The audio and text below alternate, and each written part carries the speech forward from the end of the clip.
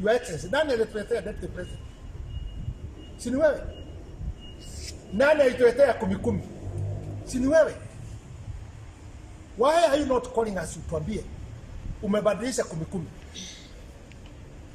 Utuambie umewacha deputy. You are man enough, you can stand and say, and you can change. It's only a fool who cannot change anything.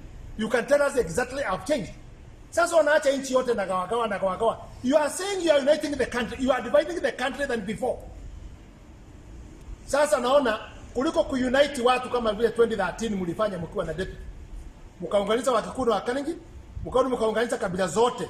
Na hizo kabila mbili ndio walikuwa wanaketaka shida, mkaunganisha wote. Sasa naona ile system iko tangu ya handshake. Sasa ni kuweka machiefs. Kalonzo wewe ni chief ya Ukambani. Wewe Raila Odinga wewe ni chief ya Nyanza. Western unajua yule anapigania, Atuoli anataka kuwa chief huko. Mombasa Joho wako huko. Central bado wanatafuta. Iliona hao wakiwa kwa bedroom, kwa boardroom wakitafuta ni nani atakuwa chief huko. Wachana na mambo ya kuwa machiefs. Tuunganishe nchi ya Kenya iwe kitu moja.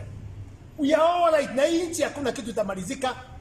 1967 tulikuwa 7 million. Today we are 47. Bado tunatoshea. Na bado tutakuwa more, even 100 million. Na tutatoshea tu nchi ya Kenya. Tupendane na tuache kufinyilia watu wale wengine. Let the democracy work the way it is supposed to work. There is today and there is tomorrow. Wale wote watu wameruti nchi hii. We know them. Sio ya kupapasa mnaekagilia watu wengine. We know them by names. We know them by what they have done. We know where they have stolen. We know where they are hiding their money. Hata pesa nyingi sasa imewekwa China. Na mnataka kuleta hapa sasa ikuwe communism.